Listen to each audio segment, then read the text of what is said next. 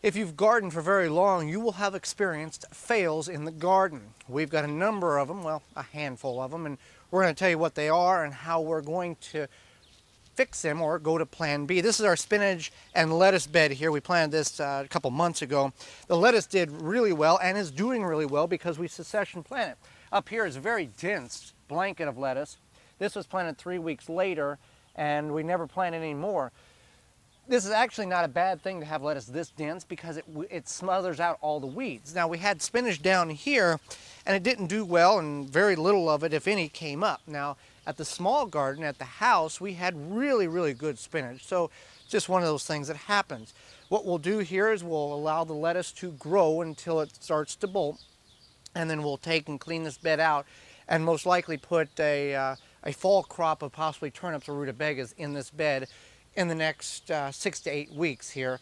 We'll let this bed go fallow once the lettuce gets done, and then we'll plan on fall crops on this bed.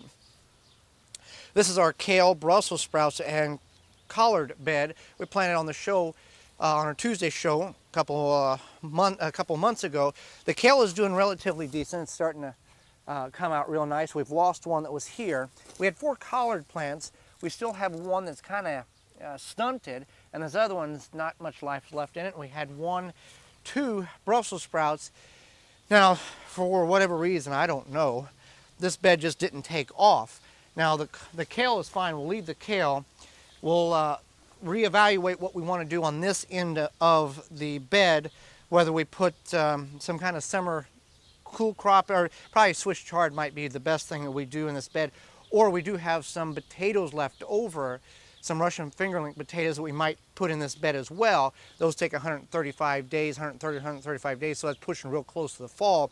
But because we're in a cooler climate, the soil won't exceed 85 degrees to 90 degrees Fahrenheit, so the potatoes will still reach a mature state. And once the snow oil reaches that temperature, potatoes stop growing and they die off. So that's problem and possible solution for this bed here.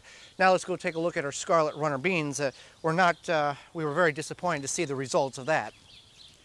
So our scarlet runner beans, we planted 12 seeds on this trellis and 3 in this container. Well, a total of 3 seedlings came up.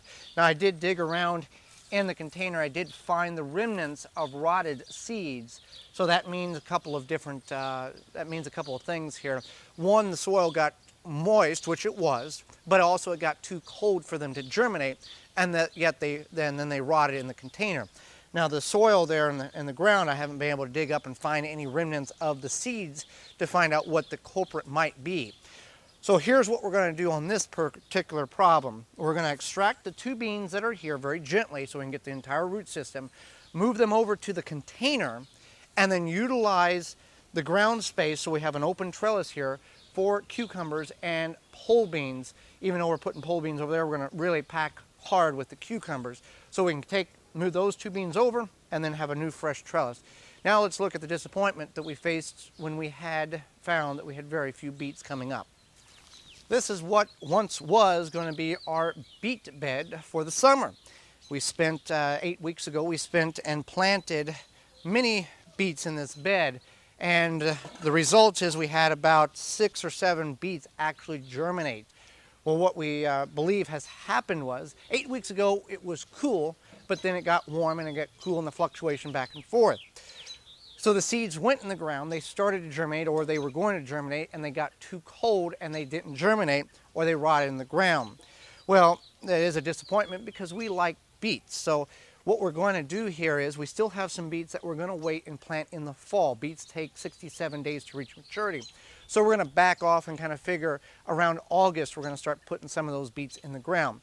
We will utilize this bed as a squash bed, a winter squash bed most likely, and allow the plants to vine as they need to. So we're not going to let this bed just sit fallow. We're going to utilize the bed. Even though we had one failure, we're going to take that failure and turn it into hopefully a success with some winter squash, vine winter squash growing in this bed.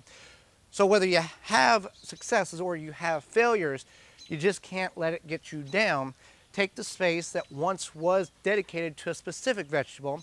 If they didn't grow, plant something else in its location. For more information, please visit thewisconsinvegetablegardener.com.